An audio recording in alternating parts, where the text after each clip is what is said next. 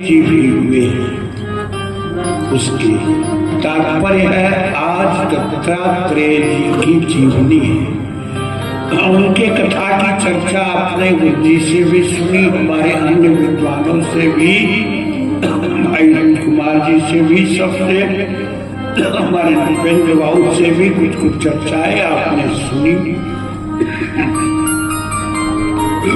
बात है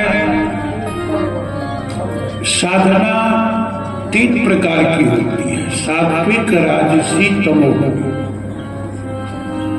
जो जिस साधना के अधिकारी होते हैं, शास्त्र बताते, संत बताते, उन्हें वही शिक्षा दीक्षा दिया जाता है।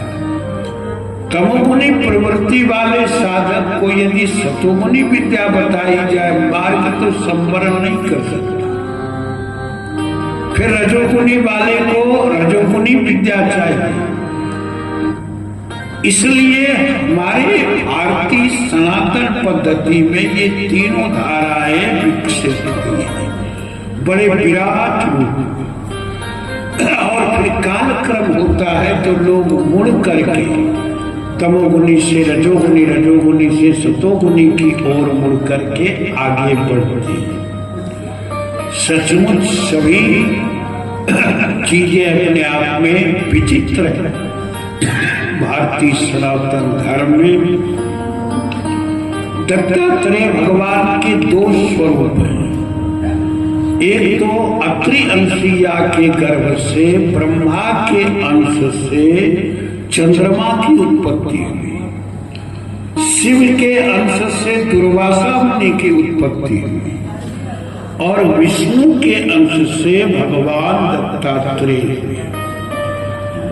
दूसरी चर्चा आती है, भागवत में ये चर्चा आई है कि जो चर्चा गुरुदेव ने कथा कही कि तीनों देव परीक्षा लेने के लिए आए। हमारे भारत में सतीत्व की महिमा इतनी है कि कान ही अबला कर सके, कान समुद्र समाए, सब कुछ मातृशक्तियां कर सकती हैं।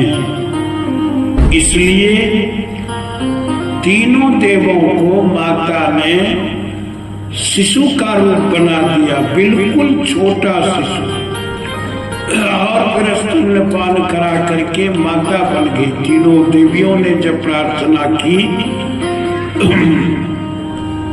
उनका हिम्मत नहीं हुआ कि ले जाए। तीनों बालक को लेकर कहाँ जाएंगे। अंत में तीनों बाल स्वरूपों ने प्रार्थना की कि माँ मैं आना चाहता हूँ। फिर तात्पर्य है कि वे ब्रह्मा विष्णु महेश तीनों अंतरंग तत्व में समन्वित होकर के, यानी विष्णु भगवान सत्व के प्रतीक, साथ ही साथ ब्रह्मा जी रजोगुण के प्रतीक और शिव जी तमोगुण के, तीनों का समन्वित रूप भगवान दत्तात्रेय जी हुए।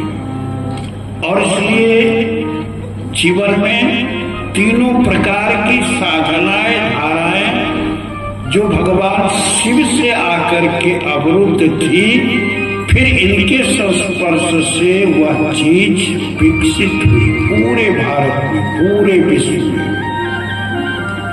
मूल इनका निवास स्थान गिरनार पर्वत है गुजरात में। 1000 सीढ़ियां हैं। आज भी भगवान दत्तात्रेय वहां दर्शन देते हैं। जो भी साधक भक्त इनके बीज मंत्र का जप करते, और भी स्तोत्र है, कवच है, बहुत सारे चीज हैं, उन्हें इनका दर्शन, कृपा, आशीर्वाद आज भी प्राप्त होता है। इसलिए आधार स्तंभ हैं हमारे भगवान दत्तात्रेय। बहुत सारी जगहों पर, कुछ जगहों पर विरल रूप में इनकी साधना उपासना होती है, लोग करते हैं।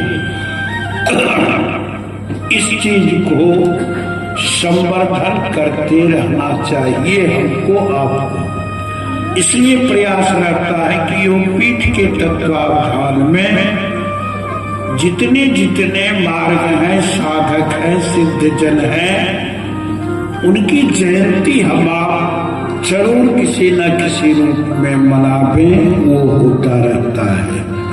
आज उनकी पावन जयंती है, उन पर अधिक कुछ न कह करके उनके चरणों में बारंबार प्रणाम।